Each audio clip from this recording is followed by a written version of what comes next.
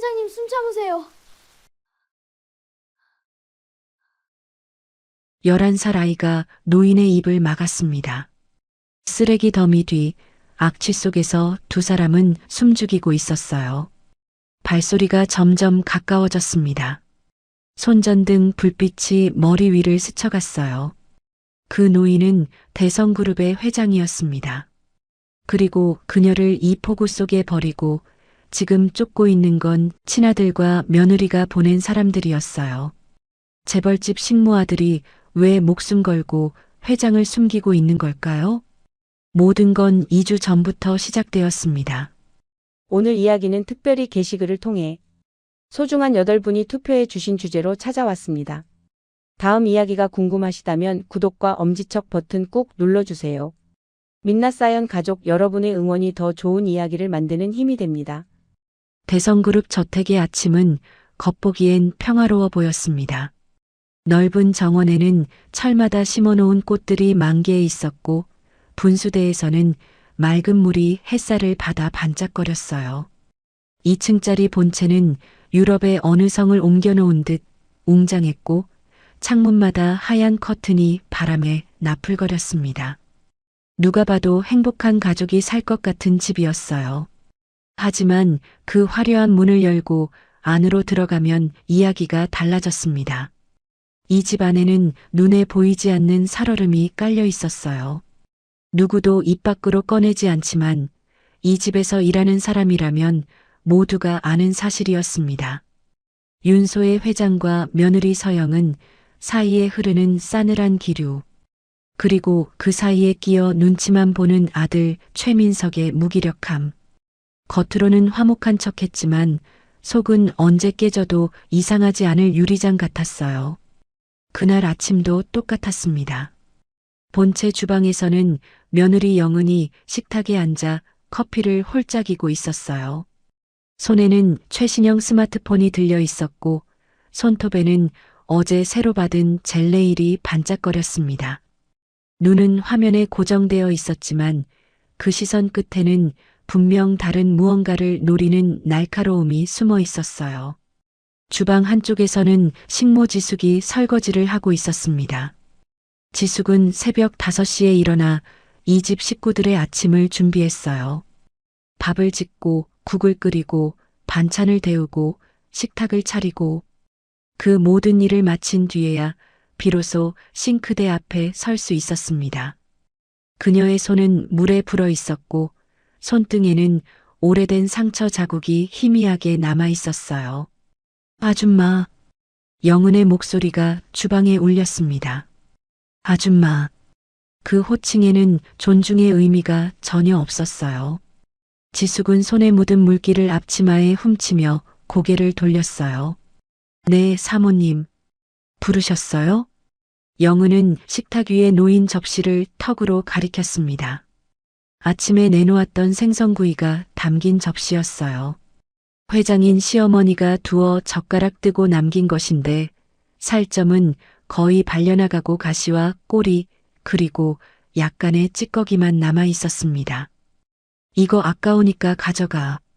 집에 아들내미 있다며? 먹여. 지숙의 얼굴이 굳었습니다. 귀를 의심했어요. 생선 가시와 찌꺼기를 가져가서 아이에게 먹이라니요. 그게 사람이 할 소리일까요? 하지만 지숙은 애써 표정을 감추며 고개를 숙였습니다. 감사합니다, 사모님. 목소리가 떨리지 않게 하려고 얼마나 애를 썼는지 몰라요. 손톱이 손바닥을 파고들었지만 지숙은 꾹 참았습니다. 여기서 일자리를 잃으면 당장 내일부터 하늘이 밥을 굶겨야 했거든요. 남편 없이 혼자 아이를 키우는 그녀에게 이 자리는 생명줄이나 마찬가지였습니다. 영은은 지숙의 굳은 표정을 보며 입꼬리를 올렸어요. 마치 그 반응을 즐기는 것 같았습니다. 거지 적선하는 셈 치고 주는 거야. 고마운 줄 알아. 그 말이 채 끝나기도 전이었습니다. 딸깍. 주방 문이 열리며 누군가 들어왔어요. 윤소의 회장이었습니다. 평소처럼 단정한 옷차림에 은발을 깔끔하게 넘긴 모습이었지만 그 눈빛은 결코 단정하지 않았어요. 방금 들어오면서 며느리의 마지막 말을 들은 것이 분명했습니다. 소희의 표정이 차갑게 굳었습니다. 아가, 너 지금 뭐 하는 짓이니? 낮지만 단호한 목소리였어요. 영은은 순간 움찔했지만 곧 태연한 척 웃음을 지었습니다. 아, 어머님. 그게 아니라 남은 음식이 아까워서요. 사람 먹는 음식 가지고 장난치는 거 아니야. 소희는 며느리의 변명 따위는 듣고 싶지 않다는 듯 손을 저었어요. 그리고 곧장 냉장고로 걸어갔습니다. 냉장고 문을 열자 찬 공기가 흘러나왔어요. 소희는 그 안에서 한우 등심팩을 꺼내 들었습니다. 백화점 명품관에서나 볼 수 있는 최상급 고기였어요. 소희는 그 고기를 지숙의 손에 쥐어주었습니다. 지숙아. 소희의 목소리가 한결 부드러워졌어요. 지숙은 고개를 들어 소희를 바라보았습니다.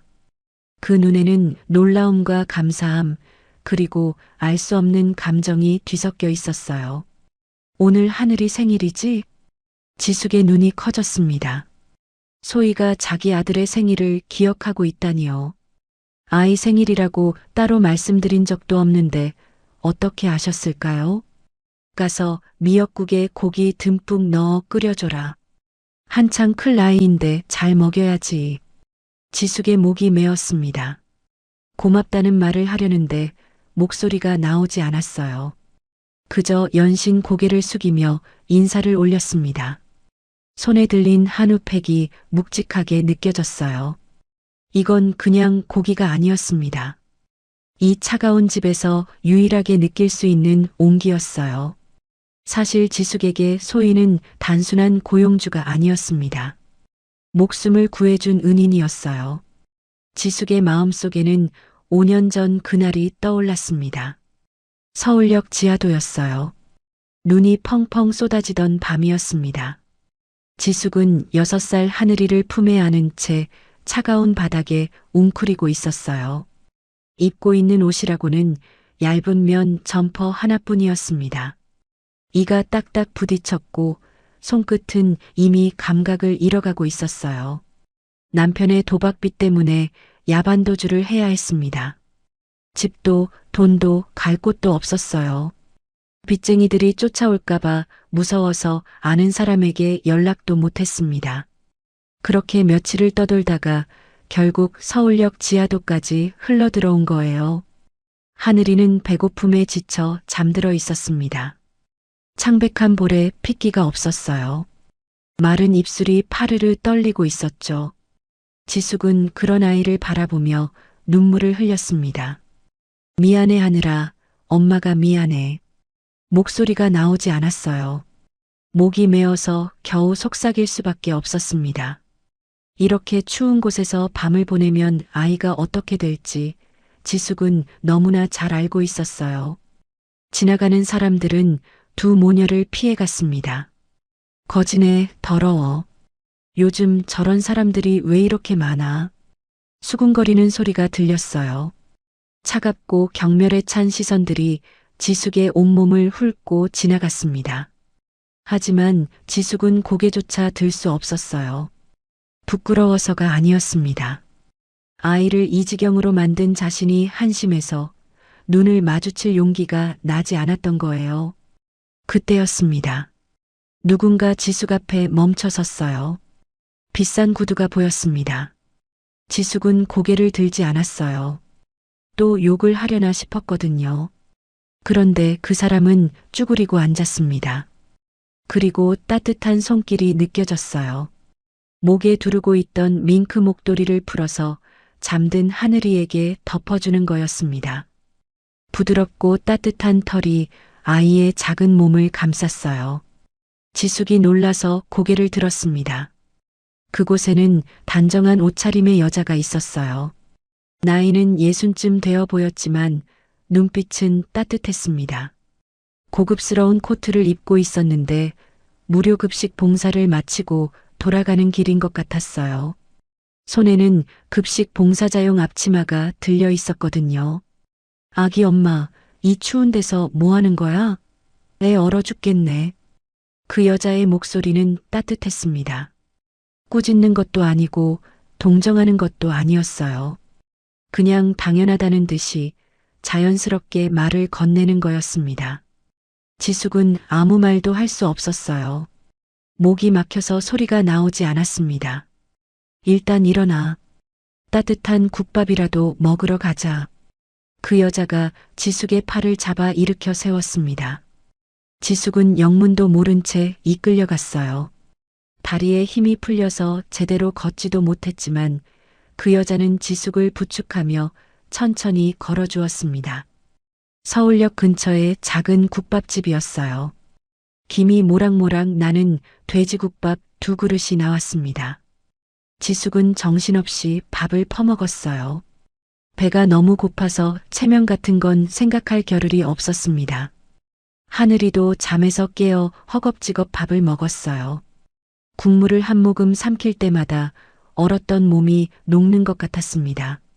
손가락 끝에 감각이 돌아오면서 따끔따끔 아팠지만 그 아픔조차 감사했어요. 살아있다는 느낌이 들었으니까요. 밥을 다 먹고 나서야 지숙은 겨우 입을 열었습니다.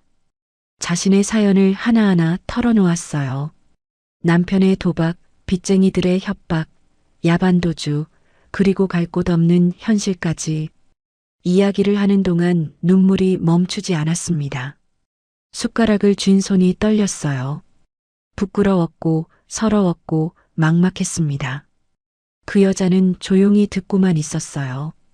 판단하거나 훈계하지 않았습니다. 그저 고개를 끄덕이며 지숙의 이야기에 귀를 기울였죠. 이야기가 끝났을 때 그 여자가 지숙의 손을 잡았습니다. 거칠어진 지숙의 손을 따뜻하게 감싸쥐었어요.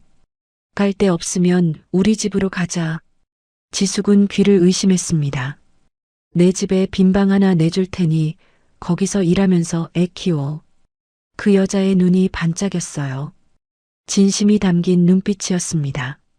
사람은 살아야지. 그 한마디에 지숙의 가슴이 무너져 내렸습니다.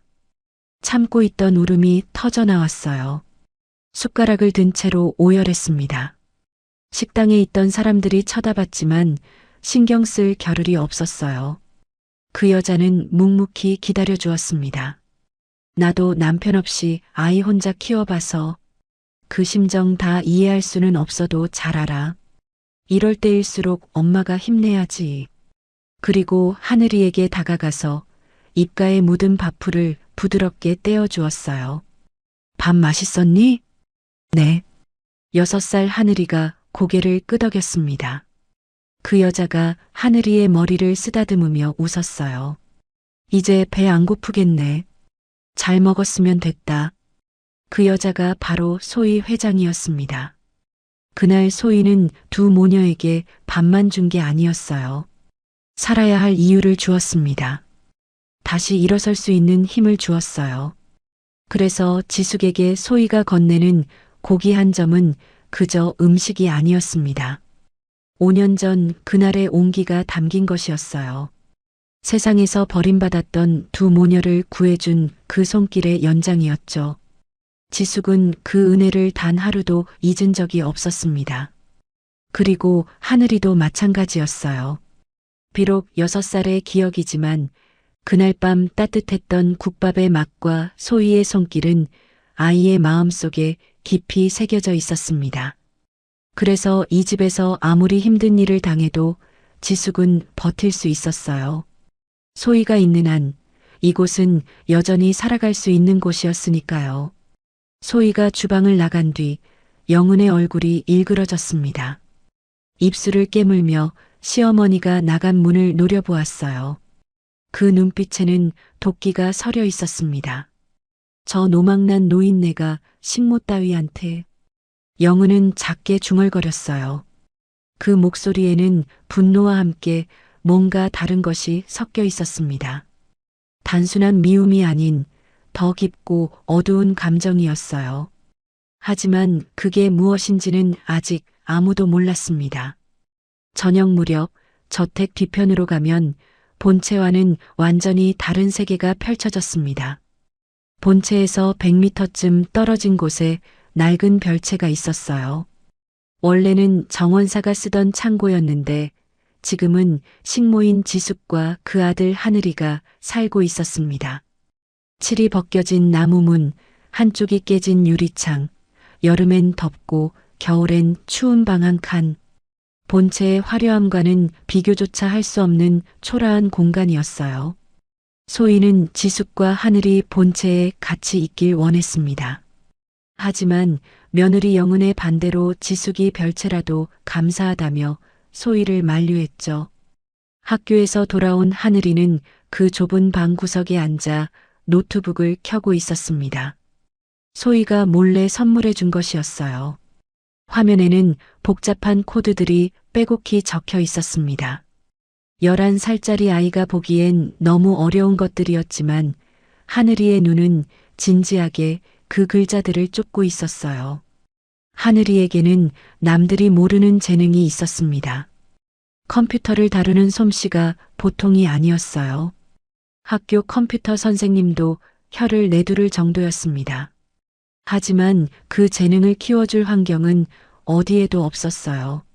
학원은커녕 제대로 된 참고서 한 권 사기 어려운 형편이었거든요. 그래서 소희가 준 이 노트북은 하늘이에게 세상 전부나 다름없었습니다. 쿵, 쿵, 쿵. 갑자기 문을 두드리는 소리가 났어요. 아니, 두드린다기보다는 발로 차는 것에 가까웠습니다. 하늘이가 화들짝 놀라 노트북을 이불 밑에 숨기기도 전에 문이 벌컥 열렸어요. 며느리 영은이었습니다. 영은은 방 안을 휙 둘러보더니 하늘이가 공부하던 모습을 발견했어요. 책상 위에는 수학 문제집이 펼쳐져 있었고 그 옆에는 연습장에 빼곡히 적힌 풀이 과정이 보였습니다. 야, 기생충.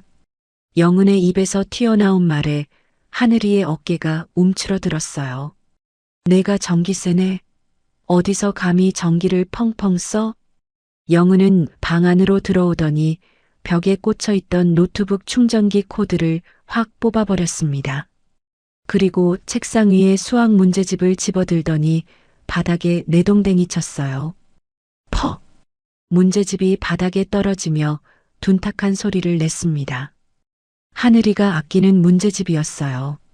엄마가 월급을 모아 사준 것이었습니다. 표지가 닳도록 풀고 또 풀었던 책이었어요.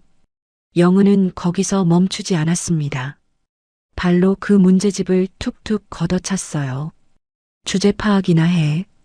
식모아들이 공부는 무슨. 하늘이는 아무 말도 하지 못했습니다. 주먹을 꽉 쥐었지만 고개는 숙인 채였어요. 눈에는 눈물이 그렁그렁 맺혀 있었지만 끝내 떨어뜨리지 않았습니다. 이 사람 앞에서 우는 모습을 보여주기 싫었거든요. 영은은 코웃음을 치며 방을 나갔습니다. 문이 닫히고 나서야 하늘이는 천천히 일어나 문제집을 주었어요. 표지 한쪽이 찢어져 있었습니다. 하늘이는 그 찢어진 부분을 손가락으로 쓸어보았어요.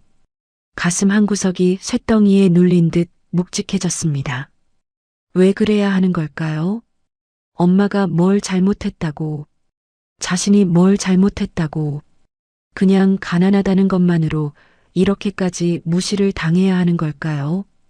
그날 밤 자정이 가까워질 무렵이었습니다. 또각, 또각. 누군가 별채 창문을 조심스럽게 두드렸어요. 하늘이가 고개를 들어보니 창밖에 익숙한 얼굴이 보였습니다. 소희였어요. 하늘이가 얼른 창문을 열자 따뜻한 김이 모락모락 피어오르는 봉지가 안으로 들어왔습니다. 붕어빵이었어요. 각 구운 것인지 아직도 노릇노릇한 빛깔에서 고소한 냄새가 났습니다. 하늘아. 소희의 목소리는 낮고 다정했어요. 아까 많이 속상했지?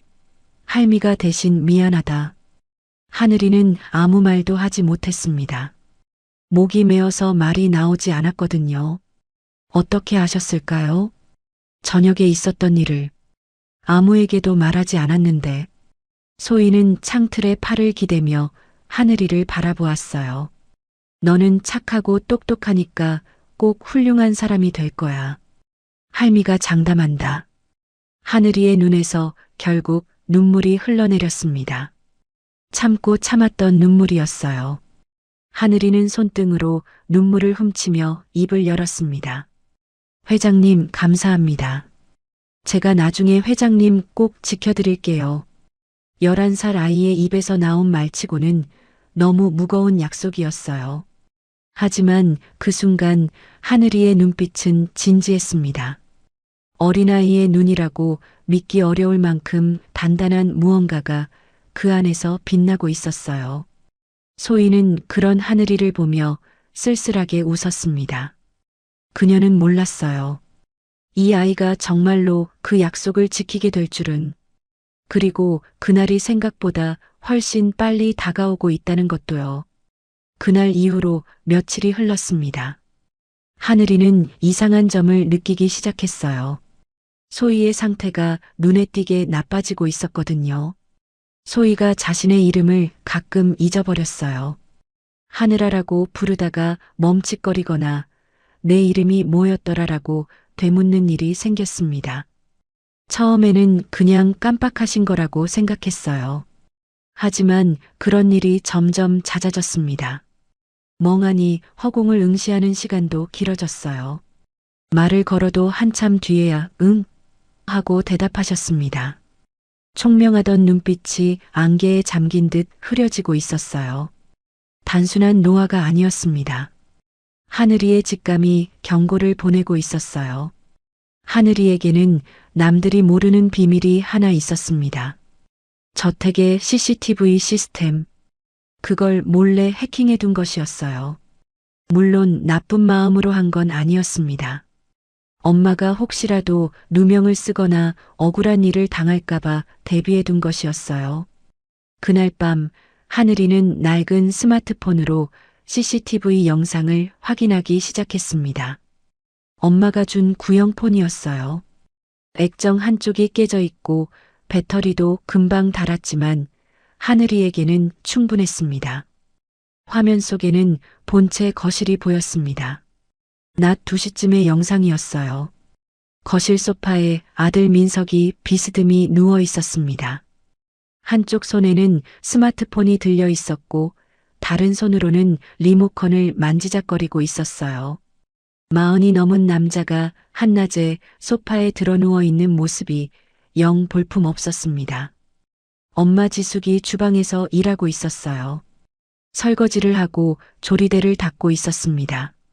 그때 민석이 손을 들어 지숙을 불렀어요. 야, 물 떠와.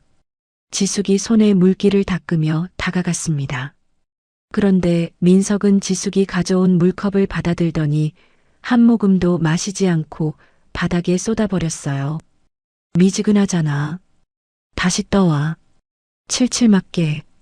하늘이의 손이 부들부들 떨렸습니다. 엄마가 또다시 물을 뜨러가는 모습이 보였어요.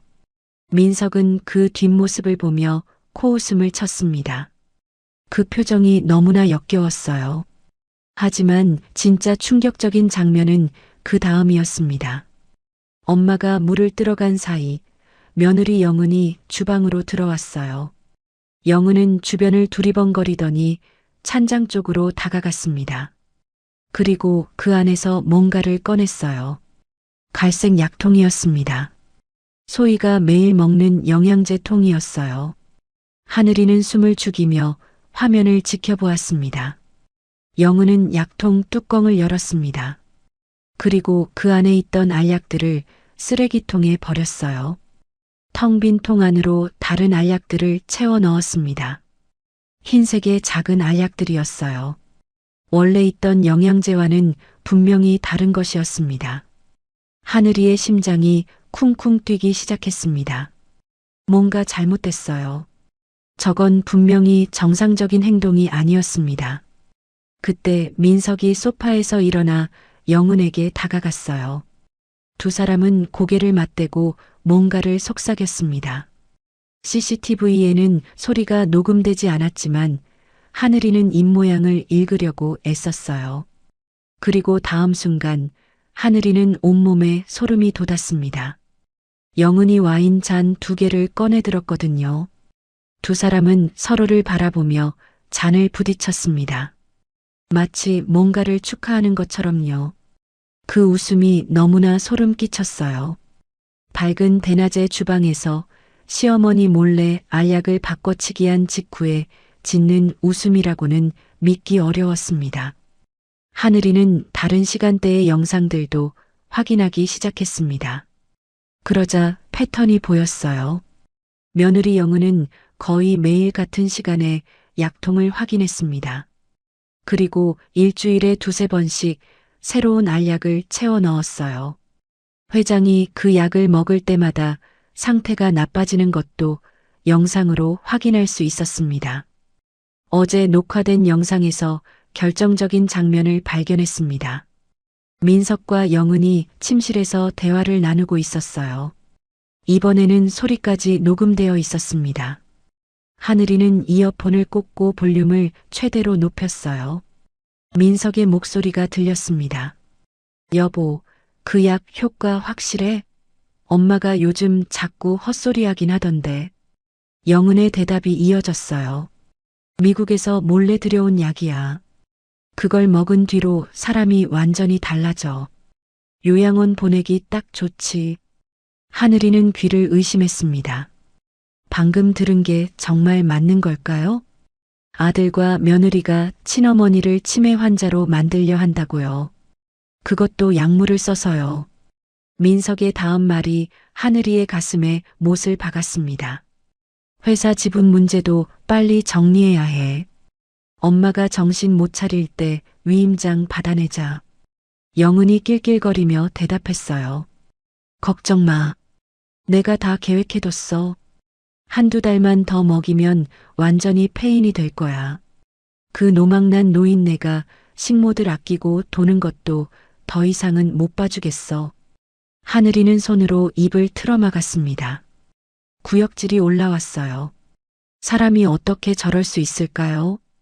자식이 어떻게 부모에게 저런 짓을 할 수 있을까요? 머릿속이 하얘졌습니다. 하늘이는 떨리는 손으로 해당 영상들을 저장하기 시작했어요. 평소 만들어둔 비밀 클라우드 서버에 하나하나 백업했습니다. 날짜별로, 시간별로 정리해서요. 혹시라도 원본이 삭제될 경우를 대비해 여러 곳에 분산 저장했어요. 11살짜리 아이의 손이라고는 믿기 어려울 만큼 침착한 작업이었습니다. 하지만 손끝은 계속 떨리고 있었어요. 분노 때문이었습니다. 소희는 하늘이에게 유일하게 따뜻했던 사람이었어요.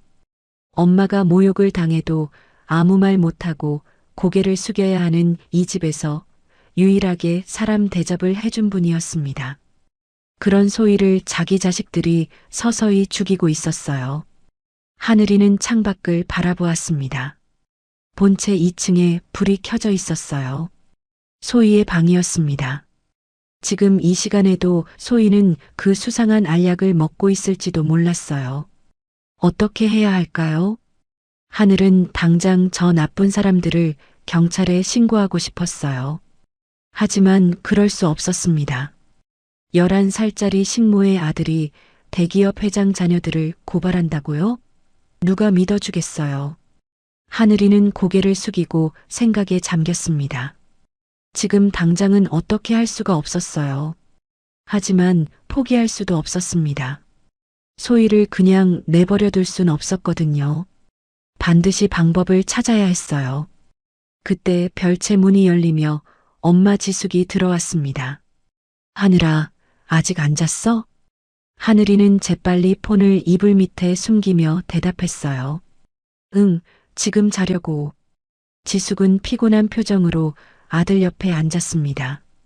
손에는 오늘도 물집이 잡혀 있었어요. 하루 종일 설거지하고 빨래하고 청소한 흔적이었습니다. 오늘 회장님이 또 넘어지셨어. 계단에서. 하늘이의 눈이 커졌습니다. 많이 다치셨어요? 다행히 크게 다친 데는 없으셨어. 근데 지숙의 목소리가 걱정으로 가라앉았어요. 요즘 회장님이 좀 이상하셔. 자꾸 말씀을 헷갈리시고 어지러워하시고 혹시 치매 초기가 아닐까 걱정이야. 하늘이는 아무 말도 하지 못했습니다. 진실을 말하고 싶었어요. 저게 치매가 아니라 약물 때문이라고. 며느리와 아들이 일부러 그러는 거라고. 하지만 지금 말해봐야 엄마와 회장님만 더 위험해질 것 같았어요. 엄마, 회장님 잘 챙겨드려요. 그 말이 하늘이가 할 수 있는 전부였습니다. 지숙이 방을 나간 뒤 하늘이는 천장을 바라보며 생각했어요. 반드시 소희를 지켜야 한다. 어떻게든 무슨 수를 써서라도. 그날 밤 하늘이는 잠들지 못했습니다. 머릿속에서 계획이 조금씩 형태를 갖춰가고 있었거든요. 아직은 흐릿했지만 점점 선명해지고 있었어요. 본체 쪽에서 희미하게 웃음소리가 들려왔습니다. 민석과 영은의 웃음소리 같았어요. 그 소리가 밤 공기를 타고 별채까지 스며들었습니다. 하늘이는 주먹을 꽉 쥐었습니다. 두고 보세요. 반드시 후회하게 해줄 거예요. 그로부터 2주 후 그날은 아침부터 하늘이 심상치 않았습니다. 먹구름이 낮게 깔려 있었고 바람은 차갑고 거셌어요. 날씨 예보에서는 밤부터 강한 폭풍우가 온다고 했습니다. 마치 곧 닥칠 불행을 예고하는 것처럼 하늘 전체가 잿빛으로 물들어 있었어요. 하늘이는 그날따라 불안했습니다. 학교에서도 수업에 집중이 되지 않았어요. 자꾸만 저택 쪽이 신경 쓰였습니다. 뭔가 큰일이 터질 것 같은 예감이 떠나지 않았죠. 학교가 끝나자마자 하늘이는 뛰다시피 집으로 향했어요. 사실 하늘이는 2주 전부터 은밀한 작전을 실행하고 있었습니다. 영은이 소희에게 먹이던 그 수상한 알약을 비타민으로 다시 바꿔치기 한 거예요. 약통의 모양도 알약의 색깔도 거의 비슷했습니다. 처음에는 손이 떨려서 알약을 여러 개 떨어뜨렸어요. 심장이 너무 빨리 뛰어서 숨이 막힐 것 같았습니다. 혹시 누가 볼까봐 무서웠거든요. 하지만 소희를 생각하면 멈출 수가 없었어요. 바꿔치기를 시작한 지 일주일쯤 지났을 때 변화가 나타나기 시작했습니다. 소희의 눈빛이 조금씩 맑아지고 있었어요. 전에는 초점 없이 흐릿하던 눈이 이제는 사람을 제대로 바라보기 시작했습니다. 말도 조금씩 늘었어요. 전에는 혼잣말처럼 중얼거리기만 했는데 이제는 짧은 문장을 또렷하게 말하는 날이 많아졌습니다. 하늘이, 오늘 학교 어땠니? 어느 날 오후 소희가 하늘이에게 먼저 말을 건넸어요. 하늘이는 깜짝 놀랐습니다.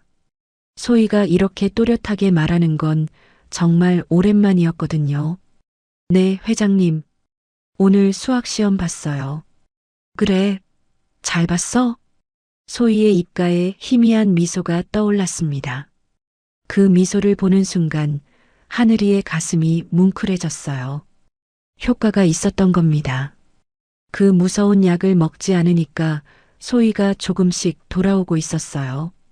하지만 하늘이만 그 변화를 알아챈 게 아니었습니다. 며느리 영은도 눈치를 챘어요. 어느 날 저녁 하늘이는 본체 복도를 지나다가 영은의 목소리를 들었습니다. 서재 문이 살짝 열려 있었어요. 이상해. 분명히 약을 먹이고 있는데 왜 이래? 영은의 목소리에는 초조함이 묻어 있었습니다. 오늘 어머님이 나한테 뭐라고 했는지 알아? 영은아, 요즘 얼굴이 왜 그러니? 무슨 걱정 있어? 이러시는 거야. 완전 멀쩡하신 것처럼. 민석 아저씨의 목소리도 들렸어요. 약이 안 듣나? 아니면 내성이 생긴 건가? 몰라. 근데 이러다가 완전히 정신 차리시면 어떡해? 그동안 우리가 한 짓 다 들키잖아. 하늘이는 숨을 죽였습니다. 심장이 멈출 것 같았어요. 들키면 안 됩니다. 지금 들키면 모든 게 끝장이에요. 일단 약 용량을 늘려봐. 민석이 말했습니다. 이미 2배로 늘렸어. 그래도 소용없어? 영은의 목소리가 날카로워졌어요. 그럼 다른 방법을 써야지. 잠시 침묵이 흘렀습니다. 하늘이는 귀를 더 바짝 기울였어요. 무슨 방법? 생각해 둔 게 있어. 이 상태로는 안 돼. 약이 안 듣는다면 아예 없애버려야지. 하늘이의 등골이 서늘해졌습니다. 없앤다는 게 무슨 뜻일까요? 설마, 정말 설마. 미쳤어? 그건 너무. 조용히 해. 누가 들으면 어떡해. 발소리가 가까워졌어요. 하늘이는 재빨리 몸을 숨겼습니다. 복도 끝 화분 뒤에 웅크리고 숨소리조차 죽였어요. 서재 문이 열리고 영은이 나왔습니다. 얼굴이 굳어 있었어요. 무언가를 결심한 사람의 표정이었습니다. 그날 밤부터 하늘이는 잠을 이룰 수가 없었어요. 영은이 무슨 짓을 할지 몰랐습니다. 더 무서운 약을 가져올 수도 있고 아니면 정말로 소희를 해칠 수도 있어요. CCTV를 더 자주 확인했습니다. 밤마다 노트북을 켜고 소희의 방과 본체 현관을 번갈아 지켜봤어요. 눈이 빠지게 화면을 바라보면서 이상한 낌새가 없는지 살폈습니다. 그런데 바로 오늘 하늘이의 예감이 좋지 않았어요. 별채에 도착해서 스마트폰으로 CCTV를 확인하는데 심장이 철렁 내려앉았습니다. 본체 현관 앞에 검은 승합차 한 대가 서 있었어요. 평소에는 본 적 없는 차였습니다. 그리고 그 차에서 검은 양복을 입은 사내 2명이 내리는 게 보였어요. 저 사람들은 누구지? 하늘이의 손가락이 화면 위에서 떨렸습니다. 불길한 예감이 점점 확신으로 바뀌어 갔어요. 저녁이 되자 비가 내리기 시작했습니다. 처음에는 가랑비였지만 시간이 지날수록 거세졌어요. 밤 9시가 넘어가자 그야말로 폭우가 쏟아지기 시작했습니다. 번개가 치고 천둥이 울렸어요. 바람은 별채의 낡은 창문을 덜컹거리게 만들었습니다. 하늘이는 잠을 자지 않고 CCTV를 지켜보았어요. 밤 10시 본체 2층 소희의 방에서 불이 꺼졌습니다. 소희가 잠자리에 든 것 같았어요. 하지만 1층 거실에는 여전히 불이 켜져 있었습니다. 민석과 영은이 소파에 앉아 뭔가를 이야기하고 있었어요. 밤 11시 거실의 불도 꺼졌습니다. 잠잠해진 것 같았어요. 하늘이는 그제야 조금 긴장을 풀었습니다. 오늘은 아무 일도 없나 보다. 그렇게 생각하며 눈을 감으려는 순간이었어요. 화면 속에서 움직임이 포착됐습니다. 민석과 영은이 다시 나타났어요. 그런데 복장이 달랐습니다. 둘 다 검은 옷으로 갈아입고 있었어요. 마치 어둠 속에 숨기 좋은 옷처럼요. 영은은 손에 뭔가를 들고 있었습니다. 소희 방 열쇠 같았어요. 두 사람은 2층으로 올라갔습니다. 하늘이의 심장이 미친 듯이 뛰기 시작했어요. 손바닥에 식은 땀이 흥건하게 배었습니다. 뭔가 잘못됐어요.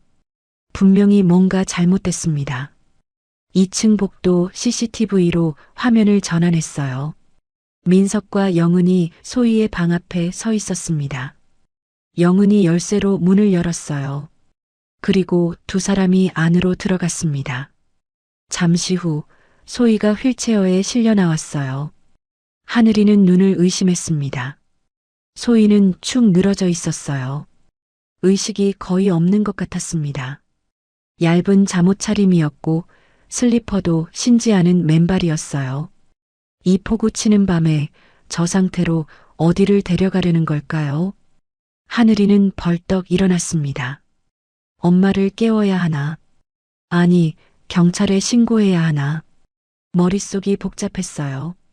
하지만 생각할 시간이 없었습니다. 화면 속에서 민석과 영은이 소희를 현관으로 데려가고 있었거든요.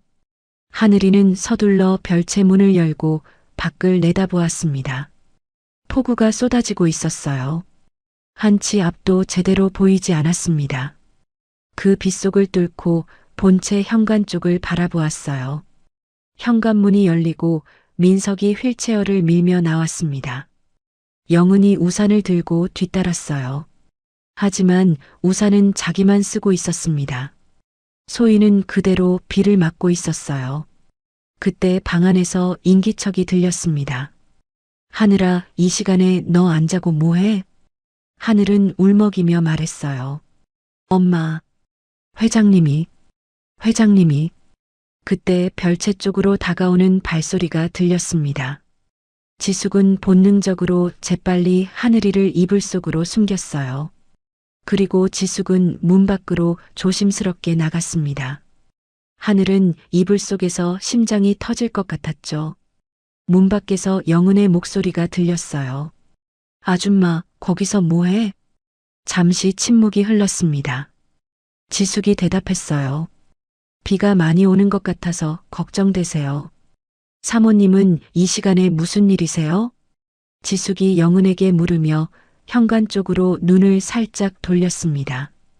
그때 영은이 지숙의 시선을 가로막으며 팔을 거칠게 잡아 끌었어요. 잠깐 이리 와봐요.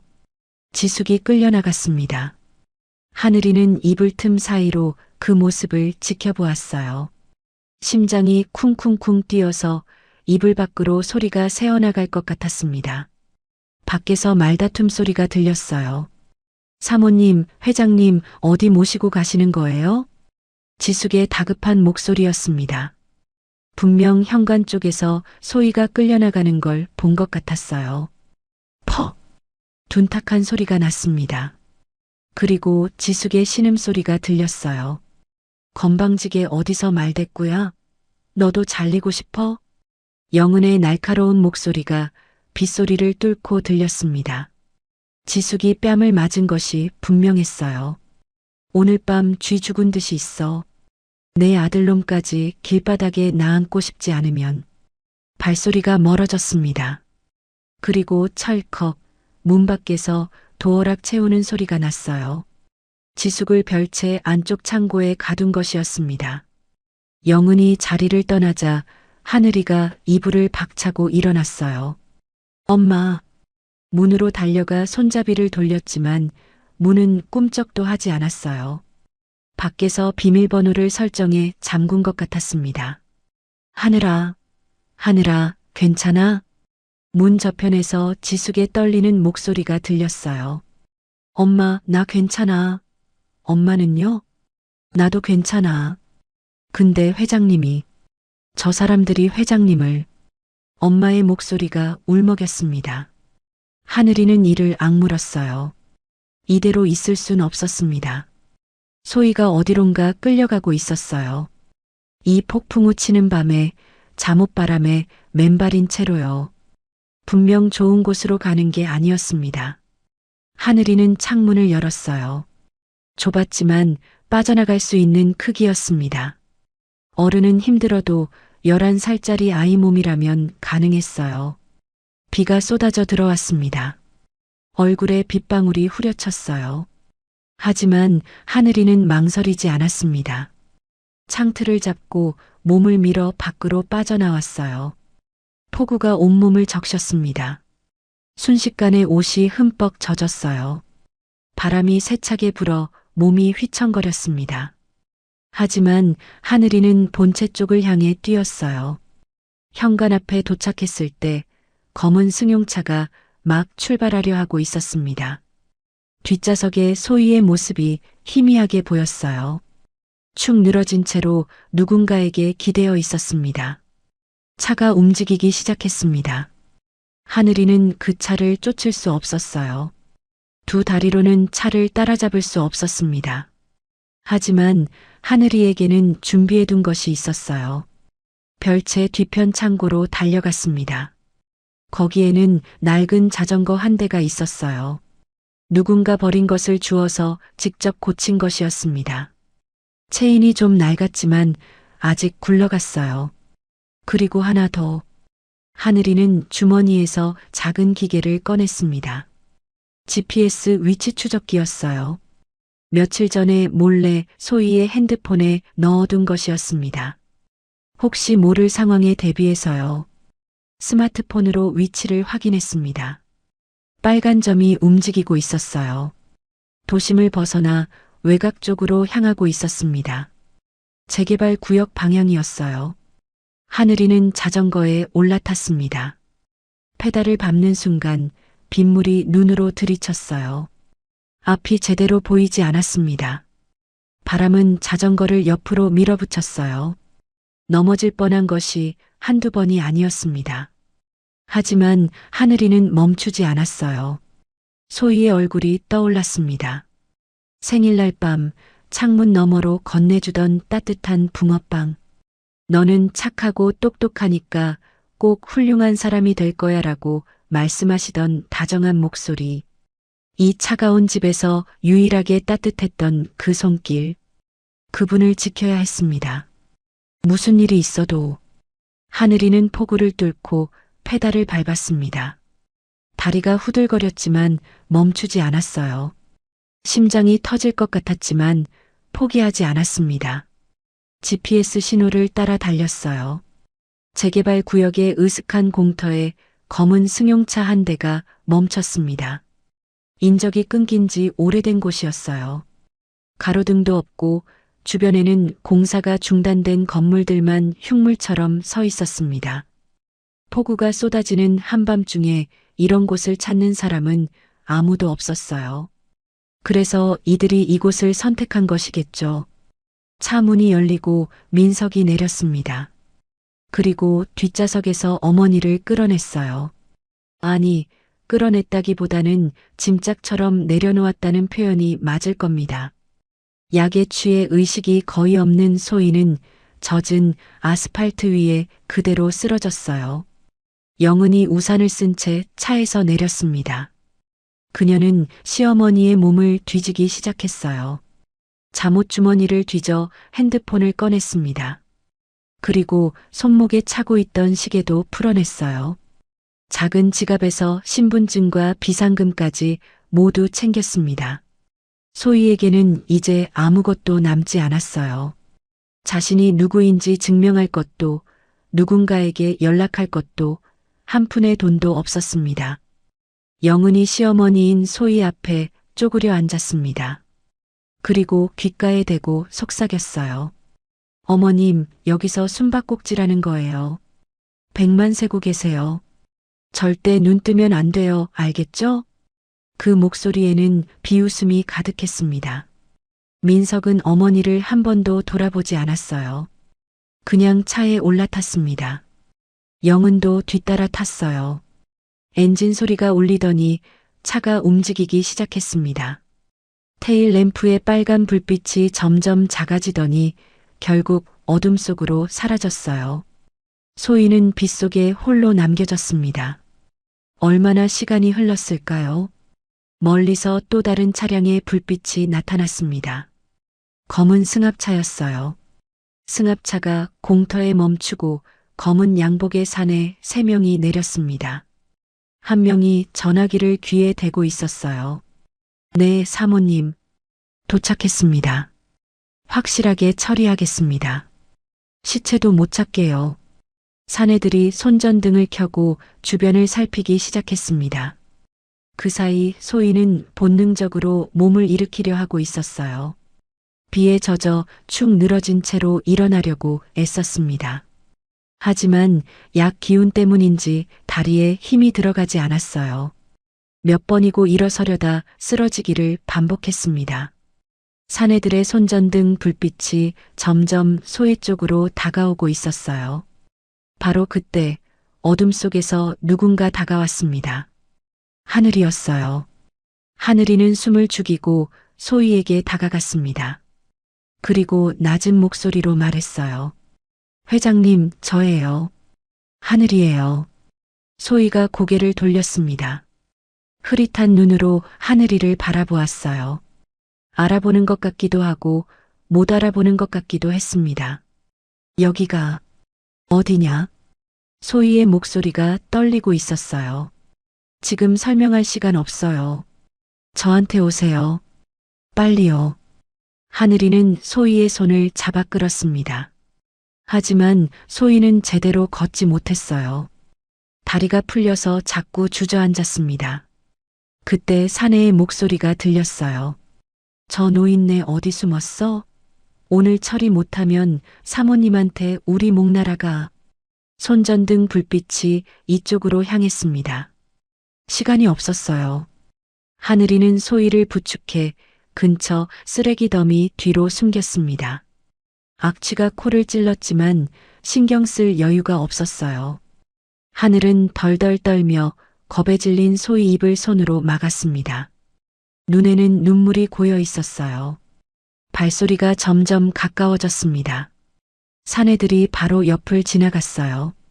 손전등 불빛이 쓰레기 더미 위를 스쳐갔습니다. 하늘이는 숨을 멈추었어요. 심장이 터질 것 같았습니다. 다행히 사내들은 그냥 지나쳤어요. 하지만 안심하기엔 일렀습니다. 소희가 뒤로 물러나다가 빈 깡통을 건드렸거든요. 챙그랑.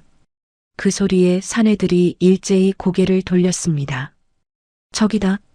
손전등 불빛이 쏟아졌어요. 발소리가 달려왔습니다. 더 이상 숨을 곳이 없었어요.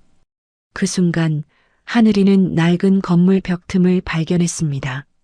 어른은 빠져나가기 힘든 좁은 틈이었어요. 하지만 마른 체구의 소희와 11살짜리 아이라면 가능할 것 같았습니다. 회장님, 여기로요. 하늘이는 소희의 손목을 잡고 그 틈새로 끌어당겼어요. 간발의 차이로 두 사람은 어둠 속으로 사라졌습니다. 사내들이 그 자리에 도착했을 때 그곳엔 아무도 없었어요. 분명 여기 있었는데? 빗소리에 잘못 들은 거 아니야? 빨리 다른 데 찾아봐. 사내들이 다른 방향으로 뛰어가는 소리가 멀어져 갔습니다. 좁은 벽 틈에 밀착한 두 사람. 하늘이는 덜덜 떠는 소희의 어깨를 자신의 젖은 외투로 감싸주었어요. 별 소용은 없었지만 그게 지금 하늘이가 해줄 수 있는 전부였습니다. 사내들의 발소리가 완전히 사라지고 나서야 하늘이는 조심스럽게 움직이기 시작했어요. 회장님, 조금만 참으세요. 안전한 곳으로 모셔다 드릴게요. 하늘이에게는 평소 알아둔 장소가 있었습니다. 이 재개발 구역에서 폐품을 주우러 다니다가 발견한 버려진 지하 창고였어요. 원래는 어떤 건물의 보일러실이었던 것 같았습니다. 재개발이 중단되면서 사람들의 기억에서 잊힌 곳이었어요. 골목을 빠져나가고 계단을 내려가고 좁은 통로를 지났습니다. 11살짜리 아이의 어깨에 어른의 무게가 실렸어요. 다리가 후들거렸지만 하늘이는 이를 악물고 버텼습니다. 마침내 지하 창고에 도착했어요. 녹슨 철문을 열고 안으로 들어갔습니다. 문을 닫자 거센 빗소리가 조금 잦아들었어요. 창고 안은 어둡고 퀴퀴한 냄새가 났지만 적어도 비는 피할 수 있었습니다. 한쪽 구석에 하늘이가 전에 가져다 놓은 낡은 소파가 있었어요. 쓰레기장에서 주운 것이었습니다. 스프링이 튀어나온 데가 있었지만 앉을 수는 있었어요. 하늘이는 소희를 소파에 앉히고 담요를 꺼내 어깨에 둘러주었습니다. 소희는 덜덜 떨고 있었어요. 온몸이 젖어 있었고 입술은 파랗게 질려 있었습니다. 초점 없는 눈이 허공을 헤매고 있었어요. 여기가 어디냐? 무섭다. 집에 가고 싶어. 소희가 중얼거렸습니다. 마치 어린아이가 엄마를 찾듯이 가느다란 목소리였어요. 대한민국을 호령하던 대성그룹 회장의 모습은 어디에도 없었습니다. 약에 취해 정신을 잃어가는 겁에 질린 노인만 있을 뿐이었어요. 하늘이의 가슴이 쇳덩이로 짓눌리는 것처럼 아팠습니다. 이분이 자신에게 얼마나 따뜻했는지 생각하면 눈물이 났어요. 생선 가시를 던져주며 비웃던 며느리 앞에서 엄마를 지켜준 분. 그분이 지금 자기 자식들에게 버림받고 죽을 뻔했어요. 하늘이는 자신의 젖은 옷자락을 찢었습니다. 그리고 소희의 맨발을 닦기 시작했어요. 진흙과 먼지로 범벅이 된 발이었습니다. 발가락 사이사이 발바닥의 상처까지 조심스럽게 닦아냈어요. 닦으면서 하늘이는 눈물을 흘렸습니다. 11살짜리 아이의 어깨가 들썩였어요. 소리 없이 흐느끼고 있었습니다. 회장님, 하늘이가 소희의 손을 잡았습니다. 저 알아보시겠어요? 저 하늘이에요. 회장님이 돌봐주신 하늘이요. 소희의 눈동자가 천천히 하늘이에게로 향했어요. 하지만 초점이 맞지 않았습니다. 보이는 건지 안 보이는 건지 알 수 없었어요. 그저 허공만 바라보고 있었습니다. 소희의 상태가 심각했어요. 하늘이는 소희의 차가운 손을 꼭 쥐었습니다. 이렇게라도 온기를 전해주고 싶었어요. 창고 밖에서는 여전히 폭우가 쏟아지고 있었습니다. 천둥 소리가 간간히 울렸어요. 하지만 이 안은 고요했습니다. 빗소리만 멀리서 들려올 뿐이었어요. 하늘이는 소희의 얼굴을 바라보았습니다. 주름진 얼굴, 파랗게 질린 입술, 초점 잃은 눈동자. 회장님이 정신을 차리려면 시간이 필요했어요. 약 기운이 빠지려면 물을 많이 마시게 해야 했습니다. 하늘이는 생수병을 열어 소희의 입술에 가져다 댔어요. 회장님, 물 마셔요. 조금씩이라도요. 물이 조금씩 입안으로 흘러들어갔습니다. 긴 밤이 될 것이었어요. 하지만 하늘이는 포기하지 않을 생각이었습니다. 소희는 자신에게 유일하게 따뜻했던 사람이었으니까요. 하늘이는 밤새 잠을 자지 않았습니다. 1시간에 한 번씩 소희에게 물을 마시게 했어요. 처음에는 입술 사이로 흘러내리기만 하던 물이 시간이 지나면서 조금씩 목으로 넘어가기 시작했습니다. 하늘이는 그때마다 안도의 한숨을 내쉬었어요. 창고 안은 춥고 어두웠습니다. 환기구로 스며드는 바람이 차가웠어요. 하늘이는 자신의 젖은 외투를 벗어 소희의 무릎 위에 덮어주었습니다. 정작 자신은 반팔 티셔츠 하나만 입고 있었지만 추위를 느낄 겨를이 없었어요. 뜬 눈으로 밤을 새우며 하늘이는 소희의 손발을 쉬지 않고 주물렀습니다. 혈액순환이 되어야 약 기운이 빨리 빠진다고 어디선가 읽은 기억이 났거든요. 차갑던 소희의 손끝에 조금씩 온기가 돌아오는 것 같았어요. 새벽 5시쯤이었을 겁니다. 창고의 작은 환기구로 희미한 빛이 스며들기 시작했어요. 밤새 쏟아지던 비도 어느새 그쳐 있었습니다. 하늘이는 피곤했지만 눈을 감을 수 없었어요. 소희의 상태가 걱정됐거든요. 그때 소희가 눈을 떴습니다. 처음에는 어젯밤과 다를 바 없었어요. 초점 없는 눈이 허공을 헤맸습니다.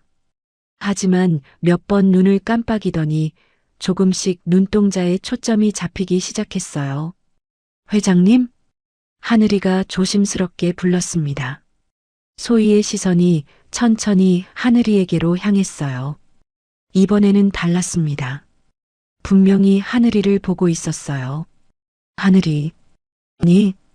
소희의 목소리는 갈라지고 힘이 없었지만 어젯밤처럼 헛소리를 하는 것 같지는 않았어요. 제정신이 돌아오고 있는 것 같았습니다. 네, 회장님. 저 하늘이에요. 저 알아보시겠어요? 소희가 천천히 고개를 끄덕였습니다. 그리고 주변을 둘러보았어요. 낯선 창고, 낡은 소파, 퀴퀴한 냄새. 자신이 어디에 있는지 파악하려는 것 같았습니다. 여기가 어디니? 안전한 곳이에요. 나쁜 사람들이 못 찾는 곳이요. 소희는 다시 눈을 감았어요. 무언가를 떠올리려는 것 같았습니다. 얼굴이 점점 일그러지기 시작했어요. 그리고 어젯밤의 기억이 조금씩 돌아오는 것 같았습니다. 물을 마시고 흐려졌던 정신, 검은 옷을 입고 다가오던 아들, 휠체어에 실려나가던 자신, 빗속에 버려진 공터, 귓가에 대고 속삭이던 며느리의 목소리, 숨바꼭질 하라던 그 비웃음 섞인 말투. 소희의 입술이 파르르 떨리기 시작했어요. 어젯밤 민석이가, 영은이가, 목소리가 갈라졌습니다. 내 자식과 며느리가 나를. 소희는 말을 잇지 못했어요. 믿고 싶지 않았습니다. 하지만 기억은 너무나 선명했어요.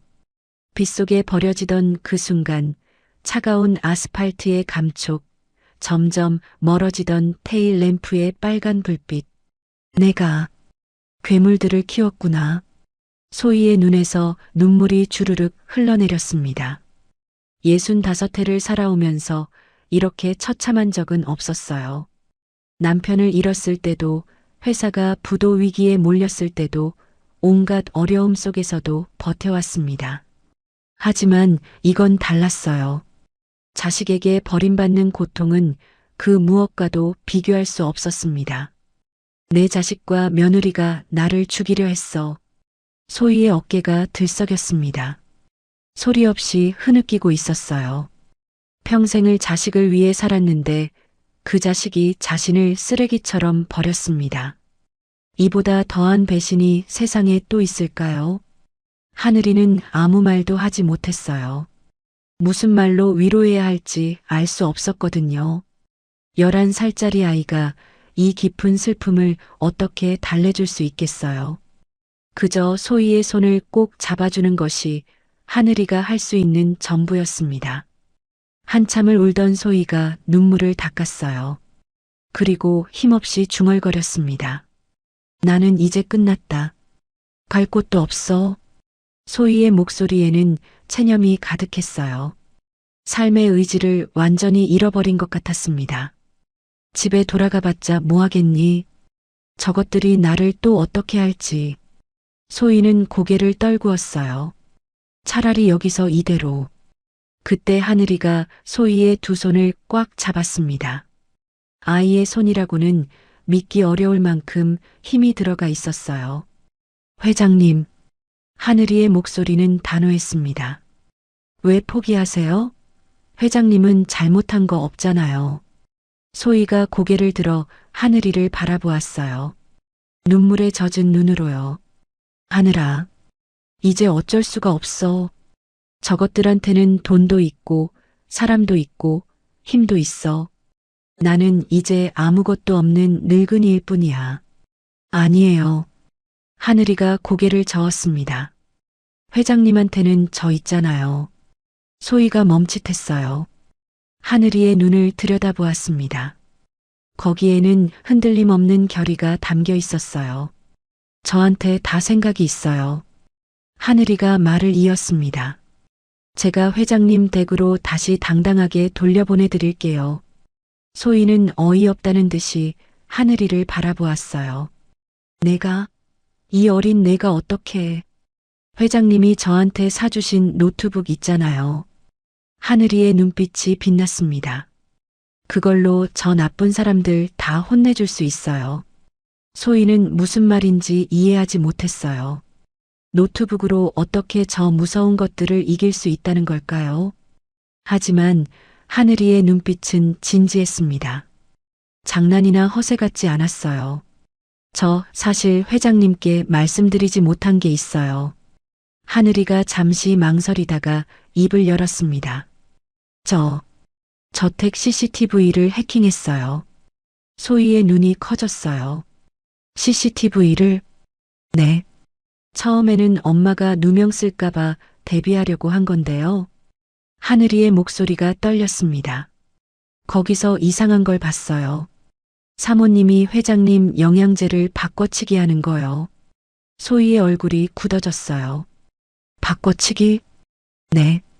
원래 있던 영양제를 버리고 다른 약을 넣더라고요. 그리고 사장님이랑 얘기하는 것도 들었어요. 그 약 먹으면 뇌가 손상돼서 치매 환자처럼 된다고. 요양원 보내기 딱 좋다고. 하늘이의 눈에 눈물이 맺혔습니다. 저 사람들이 일부러 회장님을 아프게 만들고 있었어요. 처음부터요.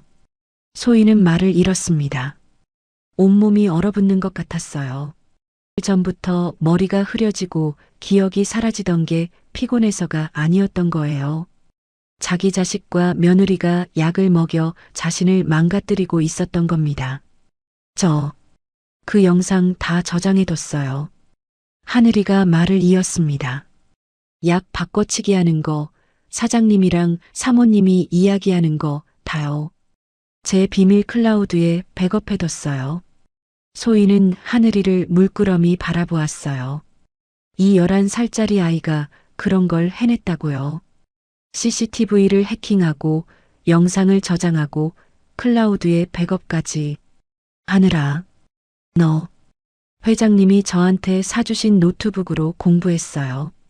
코딩이랑 컴퓨터 보안이랑요. 회장님이 아니었으면 저는 이런 거 배울 수도 없었을 거예요. 하늘이의 눈에서 눈물이 흘러내렸습니다. 회장님은 저랑 엄마한테 유일하게 따뜻했던 분이에요. 다른 사람들은 우리를 벌레 취급했는데 회장님만 사람으로 대해주셨어요.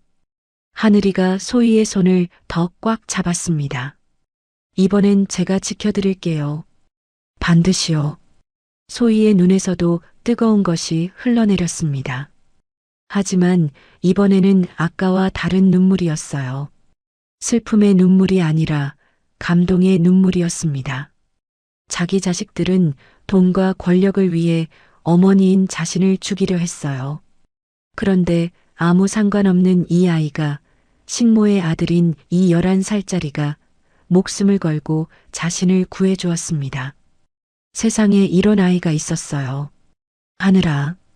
소희는 떨리는 손으로 하늘이의 뺨을 감쌌습니다. 고맙다. 정말 고맙다. 하늘이는 눈물을 닦으며 환하게 웃었어요.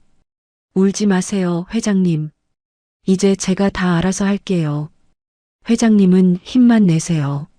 소희는 고개를 끄덕였습니다.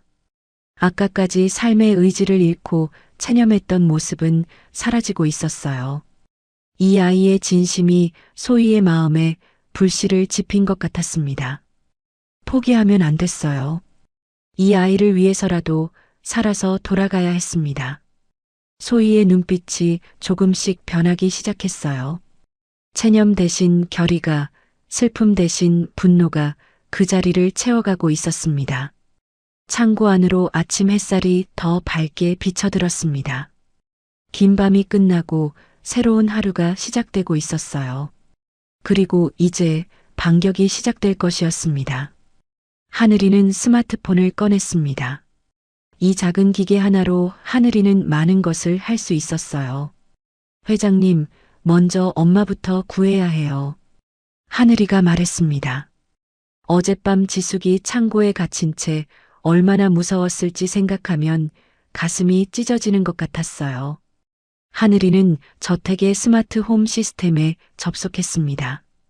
화면에 실시간 영상이 떴어요. 별채의 모습이 보였습니다. 엄마 지숙이 창고 안에 갇혀 있었어요. 문이 밖에서 잠겨 있는 것 같았습니다.